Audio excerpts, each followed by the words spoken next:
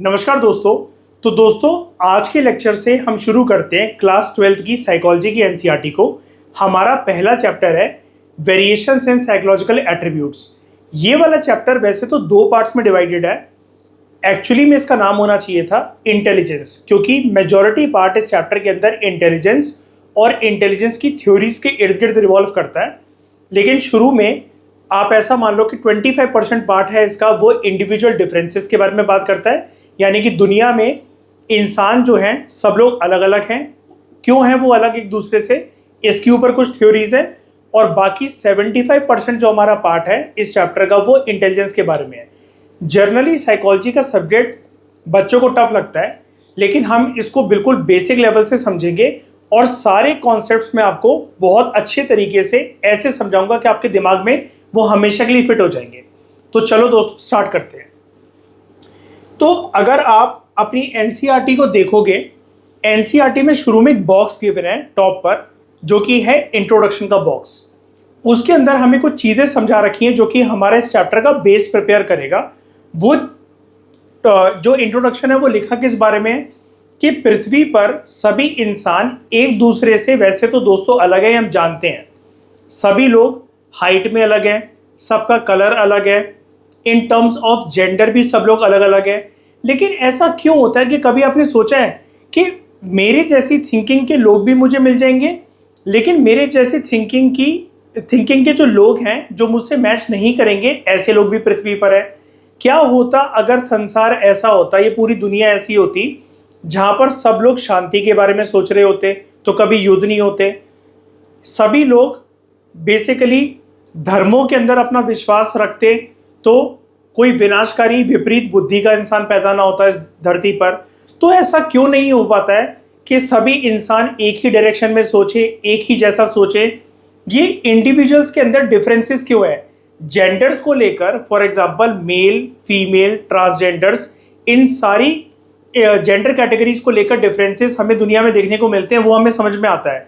लोग एक दूसरे से रंग रूप में अलग हैं, सबके चेहरे अलग हैं, सबकी हाइट अलग है, कुछ फीचर सबके मैच भी करते हैं, लेकिन एग्जैक्टली हर कोई 100% सेम थिंकिंग का इंसान क्यों नहीं हो सकता। आपके और मेरे सोच विचार हर एक मुद्दे पर मैच करें, ऐसा क्यों नहीं हो सकता।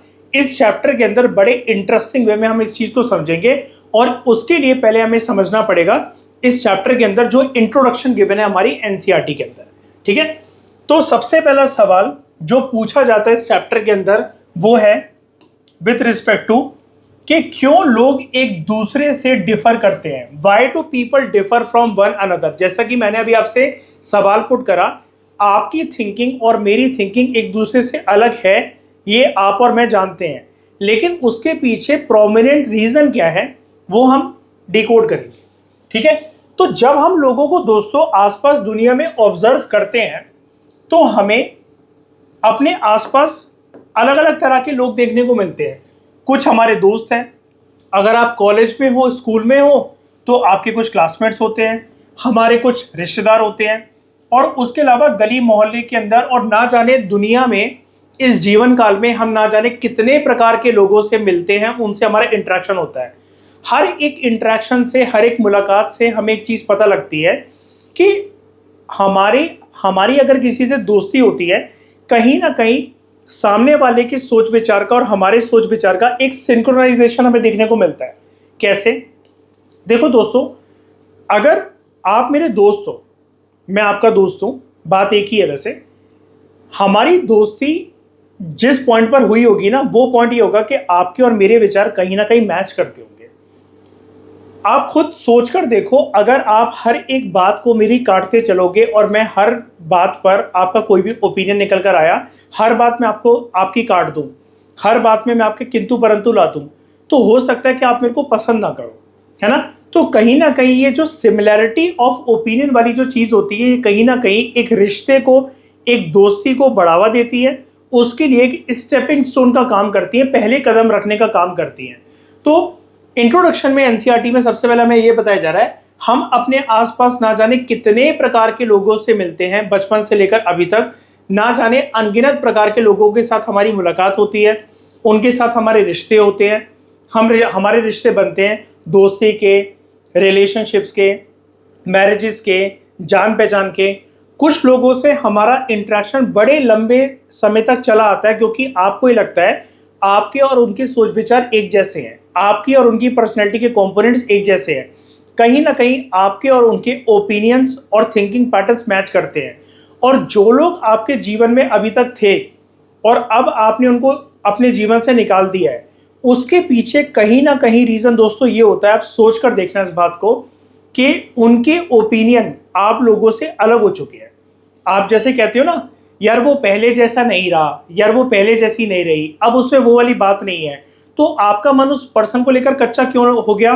क्योंकि उसके ओपिनियन आपके सेट ऑफ ओपिनियन से बिल्कुल अभी तक जो सिंक्रोनाइज मैनर में चल रहे थे वो अलग हो गए, उसने एक अलग ही दिशा अपनी बदल ली है। ठीक है। तो जब हम लोगों से, फ्रेंड से, रिलेटिव से, क्लासमेट से, दुनियादारी के लोगों से जब हम टकराते हैं तो हमें क्या देखने को मिलता है कि सभी लोग एक जैसा नहीं सोचते हैं। They do not think in the same way. सभी लोगों का लर्निंग लेवल एक जैसा नहीं होता है। सेम स्पीड पर हर कोई लर्न नहीं कर पाता हर एक कंटेंट को, चाहे वो पढ़ाई की बात हो या कोई चीज़ सीखने की बात हो। फॉर एग्जाम्पल, आपने लाइफ में कभी पहली बार साइकिल चलाना सीखी होगी, बाइक चलाना, स्कूटी चलाना, गाड़ी चलाना सीखी होगी। तो कुछ लोग आपने देखा होगा वो बहुत जल्दी सीख लेते हैं हर एक चीज़ को, वो बड़े कैची होते हैं। और कुछ लोगों को बहुत ज़्यादा प्रैक्टिस करनी पड़ती है। और तीसरे वो कैटेगरी के लोग होते हैं जो इनफ प्रैक्टिस करने के बाद भी कुछ नहीं सीख पाते हैं।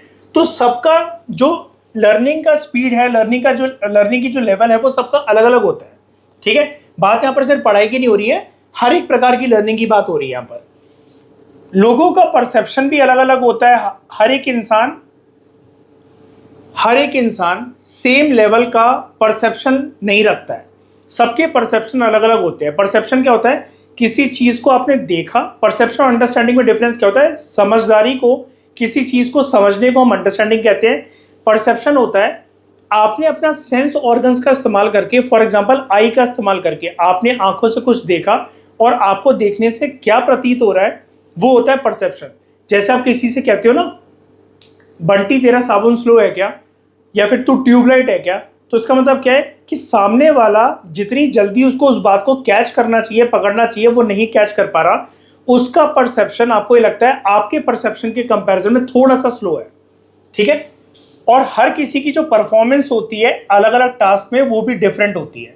तो यानी कि अगर सबका थिंकिंग पैटर्न अलग, सबकी लर्निंग लेवल अलग, सबका परसेप्शन अलग, और लोगों की जो परफॉर्मेंस है अलग अलग टास्क को लेकर वो अलग है, तो ये कहीं ना कहीं हमें ये बता रहा है इंडिविजुअल्स हो सकता है कि लुक्स में सेम हो, स्किन कलर में सेम हो, हाइट में सेम हो, वेट में सेम हो, उनके physical features, facial features match करते हो, लेकिन ओवरऑल वो अपनी कुछ एबिलिटीज और कैपेबिलिटीज के अंदर एक दूसरे से डिफर करते हैं।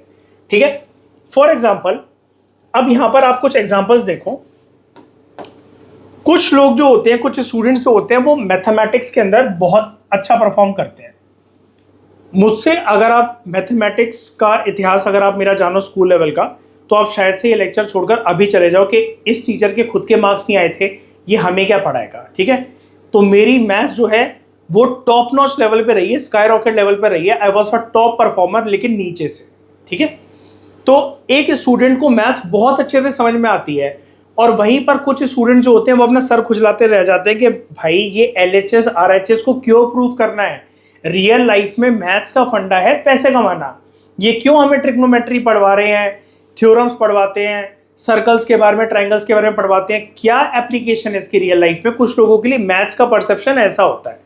तो कुछ बच्चे अच्छे होते हैं मैथ्स के अंदर, कुछ की परफॉर्मेंस इतनी अप टू द मार्क नहीं होती है, कुछ भोंदू होते हैं।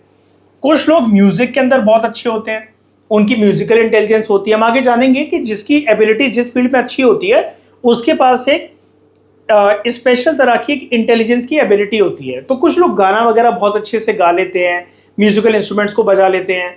और कुछ लोगों की अगर आप आवाज़ को अगर सुन लो, लड़की है तो इसका मतलब ज़रूरी नहीं वो लड़कियों की आवाज़ में गाएगी, हो सकता है उसकी मर्दाना वॉइस हो, कि अगर आप उसका गाना अगर आप सुन लो तो आपकी रूह कांप जाए, आपके रोंगटे खड़े हो जाए। ठीक है।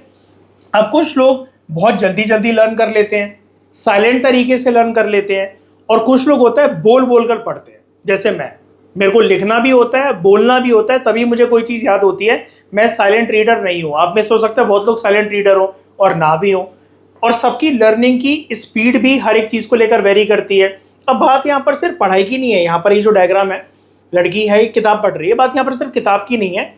कुछ लोग बहुत जल्दी चीज़ों को सीख लेते हैं, जैसा अभी मैं आपको साइकिल का और गाड़ी का एग्जांपल दे रहा था, लेकिन वहीं पर कुछ लोगों की जो लर्निंग स्पीड होती है वो थोड़ी सी स्लो होती है, कुछ लोगों को ज़्यादा टाइम लग जाता है। अब कुछ लोग हर एक सिचुएशन के अंदर बड़े कॉन्फिडेंट होते हैं। उनको आप किसी से भी इंटरेक्ट करवा लो, कहीं पर भी जाने को बोल दो, किसी से भी मुलाकात करने को बोल दो, दे आर वेरी कॉन्फिडेंट कि हम ये वाला काम कर लेंगे। बढ़ चढ़कर वो हिस्सा लेते हैं। उनमें आत्मविश्वास बहुत होता है, सेल्फ कॉन्फिडेंस बहुत होता है। और वहीं पर कुछ लोग जो होते हैं, दे फील वेरी शाय। अरे नहीं यार, तू चले जाना यार, हमसे नहीं हो पाएगा, तू जाकर मैम से बात कर ले, तू जाकर उससे बात कर ले, नहीं यार मेरे को डर लगता है। कुछ लोगों के अंदर ऐसा आत्मविश्वास नहीं होता है। तो यहाँ पर हम सही और गलत की बात नहीं कर रहे हैं। आप ऐसा मत समझना कि एक पर्सन अगर मैथ्स में बहुत अच्छा है, म्यूजिक में बहुत अच्छा है, उसकी लर्निंग एबिलिटी बहुत अच्छी है, कॉन्फिडेंट है, तो वो लाइफ में बहुत बढ़िया पर्सन होगा, या फिर उसके लाइफ में सक्सेस के ज़्यादा चांसेस होंगे। वो एक अलग चीज़ है। साइकोलॉजिस्ट ये मानते हैं कि ज़रूरी नहीं है कि अगर आप बहुत सारी फील्ड में एक्सेल करते हो तो आप लाइफ में बहुत ज़्यादा सक्सेसफुल हो गए ही होगे। ऐसा नहीं होता है। उसके पीछे हम रीजंस को जानेंगे, लेकिन हम यहाँ पर सिर्फ ये बात कर रहे हैं कि पृथ्वी पर सभी लोग, पृथ्वी छोड़ो, एक गली मोहल्ले के अंदर भी सब लोग जो है ऐसी एबिलिटीज के अंदर एक दूसरे से डिफर करते हैं। तो यानी कि हर कोई सेम लेवल का पर्सन नहीं होता है। सबकी एबिलिटीज, कैपेबिलिटीज जो होती हैं, जो पर्सनैलिटी के कंपोनेंट्स होते हैं, उन डायमेंशंस पर इंडिविजुअल्स जो है वो एक दूसरे से वेरी करते हैं। ठीक है। तो यहाँ पर ये जो मैंने आपको एग्जांपल बताए, यही मैंने डायग्रामेटिक एक्सप्लेनेशन के साथ यहाँ पर मैंने लगाया हुआ है। ठीक है। ये चीज़ आई होप आपको अच्छे से यहाँ तक समझ में आ गई होगी। अब यहाँ पर देखो दोस्तों क्या लिखा हुआ है। ये जो डिफरेंसेस हैं, यानी कि लोग एक दूसरे से जो वेरी कर रहे हैं, इन डिफरेंसेस को हम लोग बोलते हैं इंडिविजुअल डिफरेंसेस। ठीक है। ये सारे इंडिविजुअल्स हैं, आप और मैं भी इंडिविजुअल हैं। हमारी कैपेबिलिटीज, एबिलिटीज, इंटेलिजेंस की स्पीड या लर्निंग एबिलिटी, इंटेलिजेंस की बेसिकली एबिलिटीज जो है, हम हर एक डायमेंशन में एक दूसरे से वेरी कर रहे हैं। जो भी हमारे पर्सनैलिटी के कंपोनेंट्स हैं, आप और मैं इंडिविजुअल हैं। आप में और मेरे में जहाँ जहाँ डिफरेंसेस आ रहा है, उस कॉन्सेप्ट को साइकोलॉजी में हम कहते हैं इंडिविजुअल डिफरेंसेस। ये हमारा इस चैप्टर का पहला कॉन्सेप्ट है। ठीक है। और ये वाले डिफरेंसेस आप जीवन में हर एक जगह पर लोगों के अंदर आप देख सकते हो। तो ये चीज़ बहुत ऑब्वियस है कि लोग जो होते हैं वो एग्जैक्टली सेम नहीं होते। लुक्स में सेम हो सकते हैं, हाइट में सेम हो सकते हैं, वेट में सेम हो सकते हैं लेकिन दोस्तों हम यहाँ पर फिजिकल फीचर्स की बात नहीं कर रहे हैं। हम फिजिकल कंपोनेंट के साथ मेजर जो हमारा फोकस है यहाँ पर, वो है साइकोलॉजिकल कंपोनेंट्स को लेकर, साइकोलॉजिकल डायमेंशंस को लेकर। पर्सनैलिटी एक one of the psychological dimension होता है। हमारा second chapter self and personality के ऊपर ही है, तब हम उसमें और डिटेल में इस चीज़ को समझेंगे। यहाँ पर भी इस चैप्टर के अंदर भी जब हम इंटेलिजेंस की थ्योरीज को समझेंगे तब आपको समझ में आएगा कि इंटेलिजेंस भी एक one of the prominent psychological ability है। तो इन सारे कंपोनेंट्स को अगर आप मिला दो तो हर एक इंडिविजुअल सेम नहीं है। ठीक है। डिफरेंसेस हैं। अब ये जो साइकोलॉजिकल प्रिंसिपल्स होते हैं, ये हमें हेल्प करते हैं कि हम ह्यूमन बिहेवियर को समझ सकें।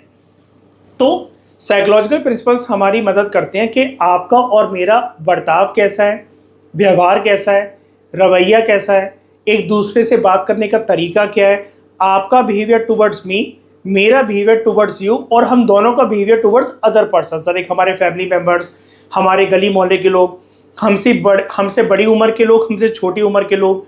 तो साइकोलॉजिकल प्रिंसिपल्स मदद करती हैं कि हम एक इंडिविजुअल के बिहेवियर को अच्छी तरीके से डिकोड कर सकें। लेकिन सिर्फ आप ह्यूमन बिहेवियर को डिकोड करोगे साइकोलॉजिकल प्रिंसिपल्स की मदद से, बात यहाँ पर कंप्लीट नहीं हो जाती। अगर आपको ह्यूमन बीइंग की एक कॉम्प्रिहेंसिव पर्सनैलिटी को समझना है, तो अगला स्टेप ये आता है कि आप जो है साइकोलॉजिकल प्रिंसिपल्स को समझने के बाद तीन चीज़ों को बहुत अच्छे से समझो। और जो हमारे बेसिकली ये जो तीन क्वेश्चंस हैं, इसका आंसर आपको इस चैप्टर में मिलेगा कि कैसे लोग एक दूसरे से वेरी करते हैं, क्यों डिफरेंसेस होते हैं। जैसे हम बात कर रहे हैं कि इंडिविजुअल डिफरेंसेस होते हैं, तो क्यों होते हैं इंडिविजुअल डिफरेंसेस, इसके पीछे कारण क्या होते हैं, ये इंडिविजुअल डिफरेंसेस पैदा ही क्यों हुए, आपके और मेरे ओपिनियन किसी टॉपिक को लेकर क्यों नहीं मैच कर सकते हैं। ठीक है। और how these differences can be measured and assessed. आपके और मेरी पर्सनैलिटी में जो जो डिफरेंसेस है, जो चीज़ आपको मुझसे अलग बनाता है, ठीक है, और मुझे आपसे अलग बनाता है, इसको मेजर करने का क्या कोई तरीका है, क्या कोई इंडिकेटर है? अब ऑब्वियसली बात है, मैं इसको किलोग्राम में, लीटर्स में, मिलीलीटर्स में ऐसे तो नाप नहीं सकता हूँ।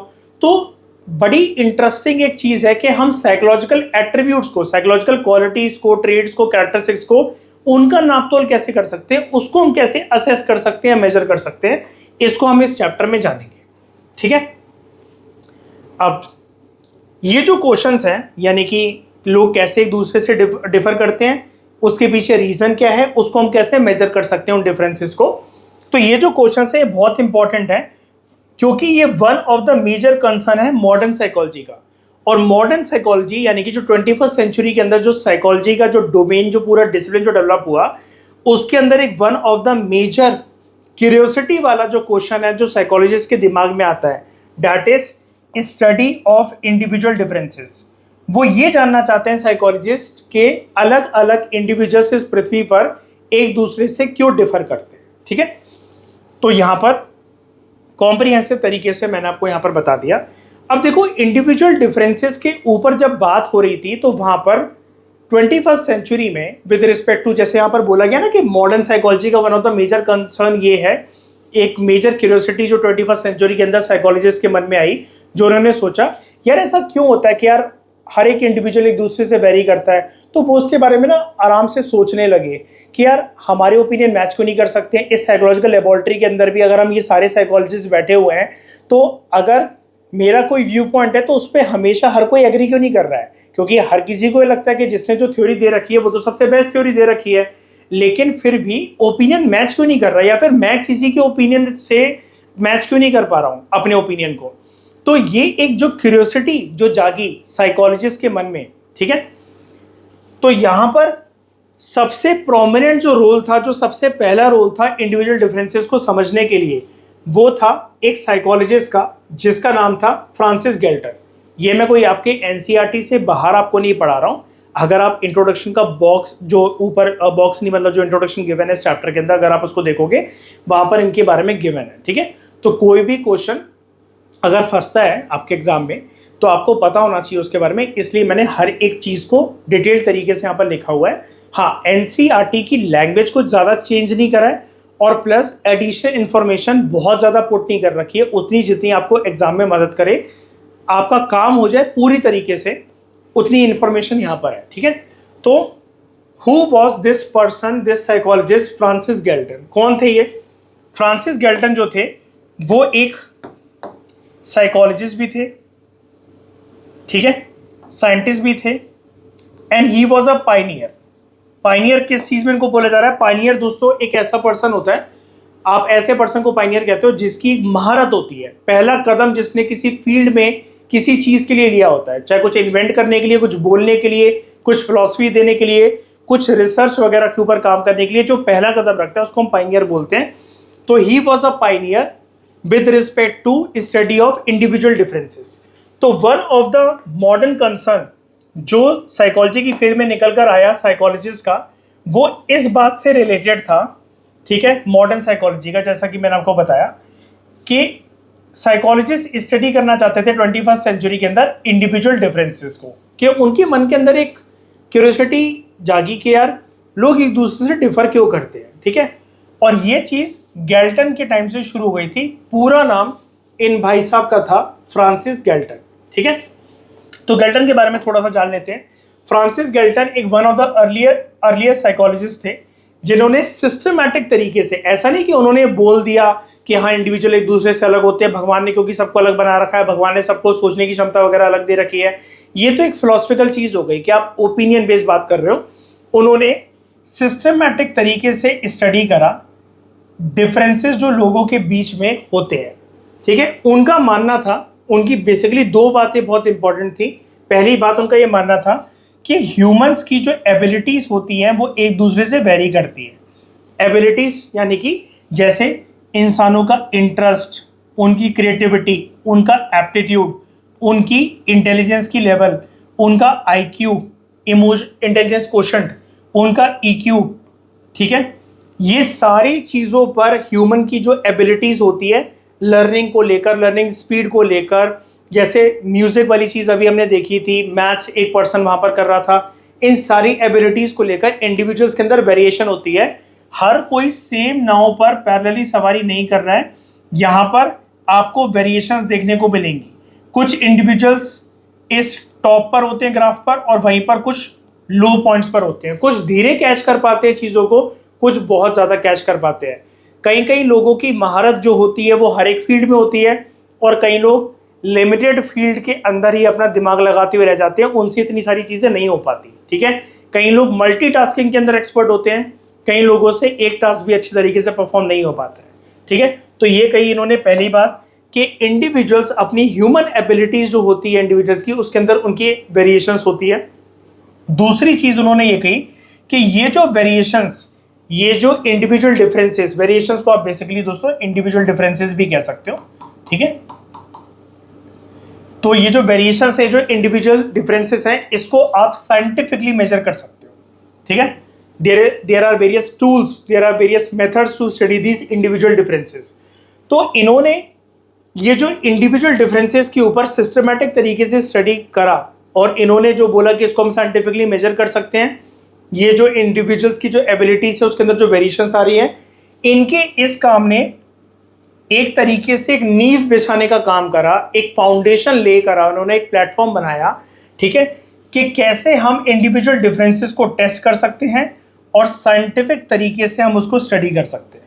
ठीक है, तो इनकी इस स्टडी ने, इनकी बेसिकली इस थ्योरी ने जो साइकोलॉजिस्ट के मन में 21st सेंचुरी के अंदर जो क्यूरियोसिटी जागी थी, उसको एक तरीके से बढ़ावा देने का काम करा, और इन्होंने एक स्टेपिंग स्टोन रखा था इस चीज़ के लिए कि कैसे इंडिविजुअल डिफरेंसेस जो एग्जिस्ट करते हैं हम उसको कैसे टेस्ट कर सकते हैं। पहले तो कि टेस्ट करना है कि आपके और मेरे एबिलिटीज़ में क्या क्या डिफरेंसेस हैं, और फिर उसको साइंटिफिक तरीके से हम कैसे मेजर कर सकते हैं। ठीक है,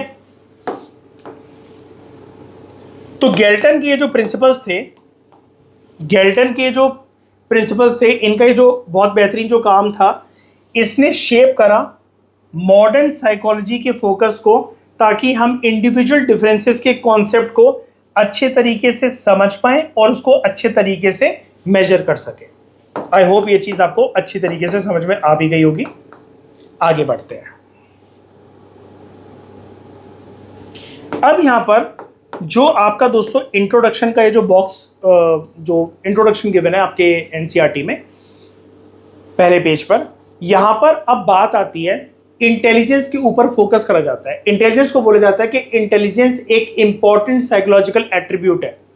आपके और मेरी पर्सनैलिटी में, पृथ्वी पर रहने वाले जो बहुत सारे अनगिनत इंसान हैं, उनके बहुत सारे प्रकार के साइकोलॉजिकल एट्रीब्यूट होते हैं, लेकिन उनमें से सबसे इंपॉर्टेंट जो एक साइकोलॉजिकल एट्रीब्यूट है, दैट इज इंटेलिजेंस। ठीक है, तो यहां पर यह बोला जाता है one of the most popular और most widely studied psychological attribute में से जिस एट्रीब्यूट को ज्यादा इंपॉर्टेंस दी गई है, ठीक है, जो साइकोलॉजिस्ट को बहुत ज्यादा इंटरेस्टिंग लगता है, that is the concept of intelligence. ठीक है, और इंटेलिजेंस एक one of the psychological attribute है। साइकोलॉजिकल एट्रीब्यूट बहुत सारे प्रकार के होते हैं, अभी हम आगे चलकर इस चैप्टर के अंदर जानेंगे, लेकिन उन सारे साइकोलॉजिकल एट्रीब्यूट्स में से सबसे इंपॉर्टेंट साइकोलॉजिकल एट्रीब्यूट अगर आपसे कोई पूछे तो वो कौन सा है, दैट इज इंटेलिजेंस। ठीक है, तो ये जो साइकोलॉजिस्ट है ये हमेशा से इंटरेस्टेड रहे हैं इंटेलिजेंस को पढ़ने के लिए, इंटेलिजेंस को समझने के लिए, इंटेलिजेंस के कॉन्सेप्ट को जानने के लिए, क्योंकि लोग हमेशा एक दूसरे से डिफर करते हैं इन देयर इंटेलेक्चुअल एबिलिटीज, है ना। इंटेलेक्चुअल एबिलिटीज, देखो इंटेलिजेंस सिर्फ वो नहीं होता कि आप पढ़ाई में कितने अच्छे हो। आपको अभी तक शायद से ऐसा लगता होगा कि intelligence is all about studies, है ना, कि अगर किसी के मार्क्स बहुत अच्छे आ रहे हैं तो आप उसको बोलते हो वो बहुत इंटेलिजेंट पर्सन है। ऐसा बिल्कुल भी नहीं होता है। लेकिन चलो, पढ़ाई में एक्सेल करना एक वन ऑफ द साइन है कि पर्सन इंटेलिजेंट है, मान लेते हैं चलो ऐसा, लेकिन उसके अंदर भी आपको लोग जो हैं वो डिफर करेंगे, दिखेंगे कि इंडिविजुअल डिफरेंसेस हैं। कई लोगों के मार्क्स बहुत अच्छे आते हैं, कई लोगों के नहीं आते हैं, कई लोग पढ़ाई में बहुत अच्छे होते हैं, कई लोग नहीं होते हैं। पढ़ाई के अंदर भी लोगों के इंटरेस्ट वेरी करते हैं। जैसे आप क्लास 11th के बाद ही देख लो, आपके कई सारे जो दोस्त हैं उन्होंने ह्यूमैनिटीज स्ट्रीम ले रखी है, कईयों ने मेडिकल फील्ड ले रखी है, कईयों ने नॉन मेड ले रखी है, कई लोगों ने कॉमर्स ले रखी है, कई लोगों ने कॉमर्स विद मैथ्स और विदाउट मैथ्स ले रखी है। तो ये क्यों हुआ है? क्योंकि वो जानते हैं कि उनकी इंटेलिजेंस वेरी करती है। अगर मैं ह्यूमैनिटीज़ पढ़ सकता हूँ, मेरा अगर इंटरेस्ट उसमें, मुझे लगता है यार ह्यूमैनिटीज़ ही बनी है मेरे लिए, तो ह्यूमैनिटीज़ में अगर मेरे 95% प्लस आ रहे हैं तो ज़रूरी नहीं है कि मेरे अगर मैं साइंस की साइड ले लेता, मेडिकल साइड ले लेता, PCM भी ले लेता, तो मेरे वहाँ पर भी 95% प्लस आ जाते मार्क्स, क्योंकि लोगों की इंटेलेक्चुअल एबिलिटीज़ वेरी करती है। अब ये तो मैंने आपको पढ़ाई का एग्जाम्पल दिया, लेकिन मैं फिर से आपसे कह रहा हूँ, इंटेलिजेंस का लेना देना सिर्फ पढ़ाई से नहीं होता है। पढ़ाई में एक्सेल करना ये एक कोई साइन नहीं है कि पर्सन इंटेलिजेंट होगा ही होगा, या एक कोई मेल है फीमेल है, अगर फीमेल है तो वो होगी, ठीक है, ऐसा कोई ज़रूरी नहीं है। तो लोग जो हैं दोस्तों वो डिफर करते हैं एक दूसरे से in terms of their intellectual ability. हर किसी की इंटेलेक्चुअल एबिलिटी अलग अलग है, ठीक है। अगर हम इस इंटेलेक्चुअल एबिलिटी को समझ जाएं, यानी कि अगर आप इंटेलिजेंस को समझो, तो इंटेलिजेंस बहुत सारी चीज़ों में, लाइफ के बहुत सारे एस्पेक्ट में हमारी मदद करता है। Intelligence as one of the psychological attribute. तो ये साइकोलॉजिकल एट्रीब्यूट बहुत इंपॉर्टेंट है, जीवन के विभिन्न एरियाज में आपकी मदद करता है। तो यहाँ पर सिर्फ नाम गिवन थे कि कहाँ का मदद करता है इंटेलिजेंस हमारी, मैंने एग्जाम्पल के साथ लिख दिया उसको, क्योंकि एग्जाम में जब आप एग्जाम्पल से किसी भी कॉन्सेप्ट को जस्टिफाई करते हो तो आपको मार्क्स ज़्यादा मिलते हैं। अदरवाइज एग्जामिनर को ये लगता है कि आप रट कर आए हो किसी किताब को, तो फिर आपको मार्क्स जो हैं वो पूरे नहीं मिलते, जब भले ही आपने पूरी बुक जो है वो डिट्टो वहाँ पर छाप दी हो। तो इंटेलिजेंस किस किस चीज़ों में हमारी मदद करता है? 5 चीज़ें दे रखी है हमारी NCERT के अंदर। सबसे पहले इंटेलिजेंस मदद करता है कि हम किसी भी कॉम्प्लेक्स आइडिया को या कॉम्प्लेक्स आइडियाज़ को, नंबर ऑफ आइडियाज़ को ईजी तरीके से अंडरस्टैंड कर सकें। फॉर एग्जाम्पल, इंटेलिजेंस, अगर आप में और मेरे में इंटेलिजेंस है तो उस इंटेलिजेंस के मदद से पैरामीटर देखो डिफर कर सकता है। अगर आप में ज़्यादा है, मुझ में कम है, तो आप कॉम्प्लेक्स आइडियाज़ को ज़्यादा अच्छे से समझ सकते हो, मैं इतने से अच्छे तरीके से नहीं समझ पाऊंगा। और वाइसी वर्सा, कि अगर मेरे अंदर इंटेलिजेंस ज़्यादा है तो मैं कॉम्प्लेक्स आइडियाज़ को बहुत ईजी तरीके से समझ पाऊंगा, और आपके लिए हो सकता है कि आप उसको इतनी ईजिली रिजॉल्व ना कर सको। अब इसकी रियल लाइफ में एप्लीकेशन कहाँ होती है? तो इंटेलिजेंस हमें मदद करता है कि हम साइंटिफिक थ्योरीज को, फॉर एग्जांपल साइंस में जैसे बहुत सारी कॉम्प्लिकेटेड थ्योरीज होती हैं, बहुत सारे थ्योरीज के कुछ न्यूमेरिकल्स होते हैं, एक्सप्लेनेशंस होती हैं उनकी, कई लोगों को वो चीज़ें समझ में आ जाती हैं, कई लोगों को नहीं आती हैं, ठीक है। तो हमें मदद करता है intelligence as a psychological attribute कि हम साइंटिफिक थ्योरीज को समझ सकें और उसके अलावा कॉम्प्लेक्स मैथमेटिकल प्रॉब्लम्स को सॉल्व कर सकें। फॉर एग्जांपल, जैसे ये जो स्टूडेंट है ये मैथ्स को, साइंस को बहुत अच्छे तरीके से कर पा रहा है, तो हो सकता है कि इसकी इंटेलिजेंस एबिलिटी पढ़ाई को लेकर या साइंटिफिक थ्योरी को समझने से लेकर मैथमेटिकल प्रॉब्लम को सॉल्व करने के लिए अच्छी हो, वहीं पर दूसरे स्टूडेंट्स की ना हो, ठीक है। दूसरा यूज केस क्या है इंटेलिजेंस का? इंटेलिजेंस हमें मदद करता है कि हम एनवायरनमेंट से कितनी अच्छी तरीके से अडेप्ट कर सकते हैं। तो दोस्तों ये जो 5 पिलर्स है ना, ये कहीं ना कहीं इंटेलिजेंस की डेफिनेशन का पार्ट है। इसलिए मैंने आपको बोला था इंटेलिजेंस का लेना देना सिर्फ पढ़ाई के साथ नहीं है। अब पहला कंपोनेंट आपको लगा होगा कि यहाँ पर साइंस की थ्योरीज की बात हो रही है, मैथमेटिकल प्रॉब्लम्स की बात हो रही है, तो सर ये तो पढ़ाई का कंपोनेंट है। चलो मान लेते हैं कि ये वाला कंपोनेंट जो है ये पूरा का पूरा पढ़ाई का कंपोनेंट था, लेकिन अब वहीं पर आप दूसरा कंपोनेंट देखो। इंटेलिजेंस एक एबिलिटी है कि हम अपने एनवायरनमेंट से, और यहाँ पर एनवायरनमेंट का मतलब ये पार्क वाले एनवायरनमेंट की बात नहीं हो रही है, हमारा आसपास के सराउंडिंग की बात हो रही है, सोशियो कल्चरल एनवायरनमेंट की बात हो रही है। आपका घर परिवार, गली मोहल्ला, जिस भी एरिया में आप रहते हो वहाँ पर क्या फैसिलिटीज़ है, आपके घर पे क्या फैसिलिटीज़ है, आपके परिवार का लिविंग स्टैंडर्ड कैसा है, आप अमीर परिवार में पैदा हुए हो, मिडिल क्लास परिवार में पैदा हुए हो या गरीब परिवार में पैदा हुए हो, किस गली मोहल्ले में आप रहते हो, वहाँ पर कैसे थिंकिंग के लोग रहते हैं, ये सारी चीज़ों से मिलकर अगर आपको एक सेंट्रल फिगर माना जाए तो ये सारी चीज़ों से मिलकर आपका एनवायरनमेंट बना होता है, जिसको हम कहते हैं हमारा सोशियो कल्चरल एनवायरनमेंट। यहाँ पर एनवायरनमेंट का मतलब फ्लोरा फोना नहीं है, यहाँ पर जानवर पेड़ पौधों की बात नहीं हो रही है।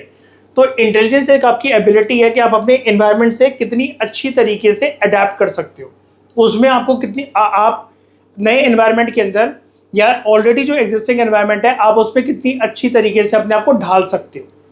एग्जाम्पल इसके क्या है? इंटेलिजेंस ये बताता है एज अ साइकोलॉजिकल एट्रीब्यूट कि आप क्या नई टेक्नोलॉजी को सीख सकते हो? क्या आपको लगता है, खुद में विश्वास है कि आप नई टेक्नोलॉजी को सीख पाओगे? फॉर एग्जाम्पल, आप जानते होंगे दोस्तों, आने वाले टाइम में अगले 10 साल में जो बेसिकली लोग पैसा कमाएंगे, जो कॉर्पोरेट वर्ल्ड की रियलिटी होगी, या फिर जो जीवन की सच्चाई होगी, जो इकोनॉमी की रियलिटी होगी, वो एआई बेस्ड होगी, आर्टिफिशियल इंटेलिजेंस के ऊपर चलेगी। तो क्या आप में एक एबिलिटी है कि आप एआई की तरफ शिफ्ट कर जाओ, या फिर आप ट्रेडिशनल बुक सोर्सेज को छोड़कर आप डिजिटल लर्निंग को स्टार्ट कर दो? यानी कि अगर आप नई टेक्नोलॉजी की एग्जांपल है सर, ठीक है, अगर आप एक नई टेक्नोलॉजी को अडॉप्ट कर पा रहे हो, फॉर एग्जांपल अभी तक मुझे किताब से पढ़ना पसंद है, लेकिन मुझे लगता है कि अगर मैं पीडीएफ से पढ़ूंगा, लैपटॉप से पढ़ूंगा, टैबलेट से पढ़ूंगा, फ़ोन से पढ़ूंगा, तो मेरी लर्निंग ईजी हो जाएगी। मैं यूट्यूब पे लेक्चर्स को देख सकता हूँ, गूगल क्रोम पे जाके चीज़ों को सर्च कर सकता हूँ, अपने ऑनलाइन नोट्स बना सकता हूँ, कोई टर्म का मतलब समझ में ना आ रहा हो तो उसको फटाफट से सर्च कर सकता हूँ। तो वहाँ पर मेरी लर्निंग ईजी हो जा रही है।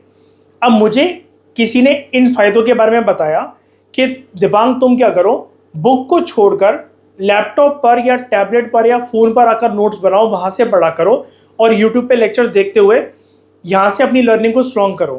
तो सारे बच्चे ऐसा नहीं कर पाएंगे, सबको पता है, लेकिन कई लोग किताबों के लिए स्टिक रहते हैं। गलत कोई भी नहीं है दोस्तों, गलत कोई भी नहीं, हम सिर्फ यहाँ पर एग्जाम्पल डिस्कस कर रहे हैं। तो सवाल ये उठता है, किताब को छोड़कर क्या मैं लैपटॉप, टैबलेट या फ़ोन की तरफ जा सकता हूँ? क्या मैं अडेप्ट कर सकता हूँ उसको? तो ये भी एक तरीके का एनवायरनमेंट हुआ। उसके अलावा एडजस्टिंग टू न्यू स्कूल या new work place. For example मान लेते हैं कि आपके पापा एक आर्मी ऑफिसर है और उनका फ्रीक्वेंटली 2-3 साल में ट्रांसफ़र होता रहता है। तो अभी तक जहाँ पर आपका स्कूल था, आप वहाँ पर 3-4 साल में एडजस्ट हो गए थे, लेकिन इमीडिएटली आपके पापा का ट्रांसफ़र आ गया और ऐसी जगह पर उनका ट्रांसफ़र हो गया कि जहाँ पर स्कूल अच्छा नहीं है, वहाँ लोग अच्छे नहीं है, आप एडजस्ट नहीं कर पा रहे हो। आपको लग रहा है कि आप एडजस्ट नहीं कर पा रहे, लेकिन अगर आप एडजस्ट वहाँ पर कर गए, अपने आप को आपने समझा दिया कि मुझे तो पढ़ाई से अपने मतलब है, मुझे तो अपने करियर से मतलब है, तो वो भी एक चीज़ हो जाती है कि नए स्कूल में या फिर नए वातावरण में, नए या फिर नए वर्क प्लेस में जाना और वहाँ पर एडजस्ट करना, वो भी आपकी इंटेलिजेंस को दर्शाता है। फॉर एग्जाम्पल, आपने अपनी जॉब चेंज करी, आप एक नए ऑफिस में गए, अभी आप एक स्टूडेंट हो, बाद में आपने कॉलेज करा, अपनी ग्रेजुएशन करी, पोस्ट ग्रेजुएशन करी, उसके बाद आपने एक जॉब करी, जॉब चेंज आपने करी, शहर आपका चेंज हो गया। तो जितनी जीवन में ये नए नए फेजेस से आपका सामना होता जा रहा है, कि आप हर जगह पर वहाँ पर जाकर अपने आप को एडजस्ट कर सकते हो। अगर आप कर सकते हो तो आप अपनी इंटेलिजेंस, जो कि एक साइकोलॉजिकल एट्रीब्यूट है मोस्ट इंपॉर्टेंट, वो आपका पैरामीटर बहुत ज़्यादा हाई है, ऐसा साइकोलॉजिस्ट कहते हैं। ठीक है। तीसरा, इंटेलिजेंस हमें मदद करता है कि हम अपने एक्सपीरियंस से, अपने अनुभवों से कुछ सीख ले सकें। फॉर एग्जाम्पल, पास्ट में आपने जो मिस्टेक्स कर रखी हैं, उन गलतियों को जीवन में अगर आप दोबारा नहीं दोहराते हो, देखो गलती की डेफिनेशन ये होती है एक बार होना, दूसरी बार सेम गलती होना बेवकूफ़ी कहलाती है। ठीक है, ऐसा फिलोसफर्स बोलते हैं।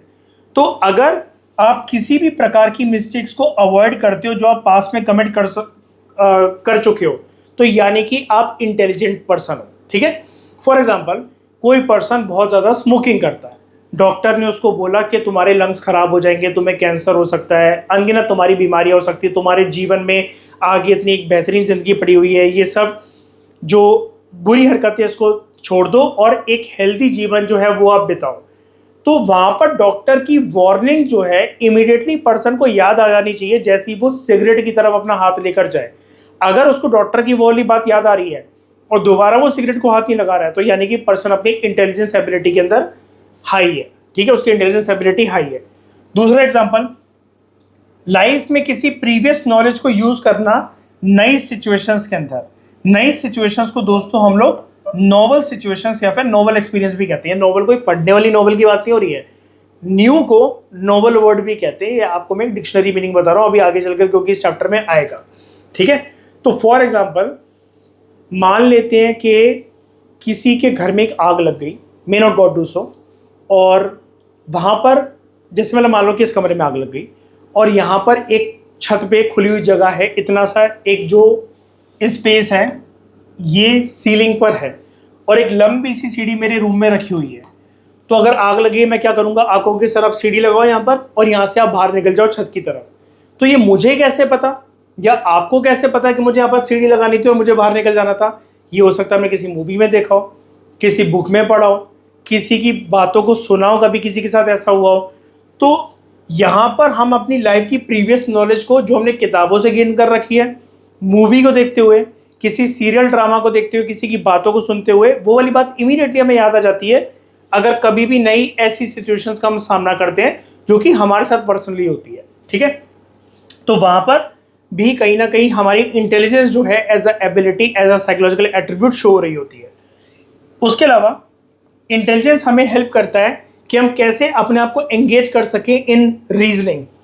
ठीक है, यानी कि पजल्स को सॉल्व करना एग्जाम्पल है, और प्रॉब्लम्स को एनालाइज करना। तो इंटेलिजेंस कैसे हमारी मदद कर सकती है कि हम रीजनिंग में इन्वॉल्व हो, for example solving puzzles and analysing problems.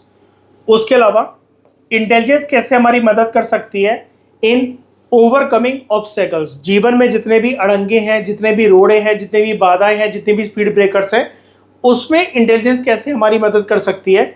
For example हम कौन कौन सी ऐसी स्ट्रैटेजीज को प्लान कर सकते हैं जिससे हम अपनी प्रॉब्लम्स को सॉल्व कर सकें, और कौन कौन से ऑल्टरनेटिव ऑप्शंस, यानी कि option A, option B, option C, कौन कौन से हमारे पास अवेलेबल हैं। क्या हमारे अंदर हमारा दिमाग इतना खुला हुआ है कि अगर एक स्ट्रैटेजी अगर फेल हो गई तो हम क्या दूसरे ऑल्टरनेटिव को अपना सकते हैं, अगर एक अप्रोच अगर हमारी फेल कर गई तो। यानी कि इसको कहते हैं सिचुएशन के अकॉर्डिंग अपने आप को ढाल लेना, अडेप्ट टू द एनवायरनमेंट। ये वाला फैक्टर तो है ही यहाँ पर, लेकिन आपके पास हमेशा, जैसे कहते हैं ना कि एक प्लान बी, तो आपके पास एक प्लान बी भी होना चाहिए। तो अगर ऐसा कोई पर्सन लाइफ में अपनी प्रॉब्लम्स को रिजॉल्व कर पा रहा है या कर पा रही है, ठीक है, तो वो जो है हम उसको कहेंगे कि वो पर्सन की इंटेलिजेंस की जो एबिलिटी है वो बहुत हाई है। तो intelligence as a psychological factor, as one of the important psychological attribute. Attribute का मतलब दोस्तों कंफ्यूज मत होना, एट्रीब्यूट का मतलब होता है कोई भी ट्रेट कह लो आप इसको, क्वालिटी कह लो, ठीक है, या फिर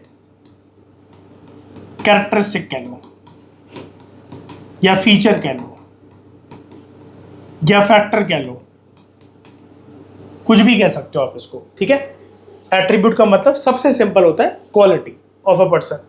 तो इंटेलिजेंस एक बहुत इंपॉर्टेंट रोल निभाती है एज अ साइकोलॉजिकल एट्रीब्यूट हमारे जीवन में, हमें ये समझाने के लिए कि जीवन में हम कैसे सोचते हैं, हमारे सोच विचार में हमारी इंटेलिजेंस जो है वो दर्शाती है। हम कैसे चीज़ों को लर्न करते हैं, कितनी ईजिली करते हैं, कितनी जल्दी करते हैं, कितनी धीरे करते हैं, वहाँ पर हमारी इंटेलिजेंस शो होती है। हम कैसे अपने आप को ढालते हैं नए नए एनवायरनमेंट के अंदर, नए नए वातावरण के अंदर, कैसे एडजस्ट करना सीखते हैं नई जगह पर, नए लोगों के साथ, नए नए माहौल में, वहाँ पर भी हमारी इंटेलिजेंस शो होती है। और अल्टीमेटली जब इतने सारे डायमेंशंस में हमारी इंटेलिजेंस शो होती है तो हम लाइफ में फिर सक्सीड कर पाते हैं, हमें सक्सेस मिल पाती है कि नहीं मिल पाती है, उसके पीछे भी मैं ये नहीं कह रहा कि one of the most important factor intelligence, लेकिन one of the prominent factor है, सबसे ज्यादा इंपॉर्टेंट तो नहीं है। आप आगे चलकर क्योंकि लेक्चर्स में मेरे साथ सुनोगे, साइकोलॉजिस्ट ऐसा बोलते हैं, अभी तक जीवन में जैसे आपको लगता होगा कि आईक्यू जिसके पास बहुत ज्यादा होता है वो पर्सन लाइफ में बहुत सक्सेसफुल होता होगा या होती होगी, ऐसा बिल्कुल भी नहीं है। आईक्यू से ज्यादा इंपॉर्टेंट चीज है जो साइकोलॉजिस्ट बोलते हैं, that is EQ, emotional quotient. Emotional intelligence ज्यादा इंपॉर्टेंट फैक्टर होता है एज कंपेयर टू जो हम नॉर्मल इंटेलिजेंस की बात करते हैं। सक्सेस फॉर लाइफ के अंदर ईक्यू का होना, इमोशनल इंटेलिजेंस का होना ज्यादा इंपॉर्टेंट फैक्टर है according to psychologist as compare to normal IQ. ठीक है, तो दोस्तों इंट्रोडक्शन के अंदर आपके जो भी चीजें, जो भी डायमेंशंस गिवन थी, मैंने आपको कॉम्प्रिहेंसिव तरीके से बता दिया। कई बच्चे इसको इग्नोर करते हैं, हमें लेकिन इसको इग्नोर नहीं करना है, ताकि एग्जाम में कैसा भी कोई सा भी सवाल आए हम उसको अच्छे से डिकोड कर सकें, हमारे पास बहुत बेहतरीन एग्जाम्पल्स हों। जैसे एग्जाम्पल आपके एनसीईआरटी में गिवन नहीं है, सिर्फ ये दे रखा है कि इंटेलिजेंस कौन कौन से एरियाज में आपकी मदद करती है, लेकिन हर एक चीज़ के पीछे, जैसे एंगेज इन रीजनिंग, तो आप उसका एग्जाम्पल क्या देकर जस्टिफाई करोगे अगर कोई केस स्टडी आ गई तो।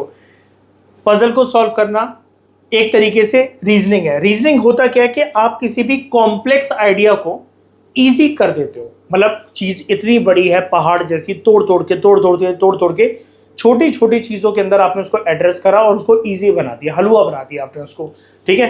और किसी प्रॉब्लम को एनालाइज करना, जितना ज़्यादा सोचोगे प्रॉब्लम के बारे में उतने ज़्यादा बेहतरीन सॉल्यूशन आपके पास निकल कर आएंगे।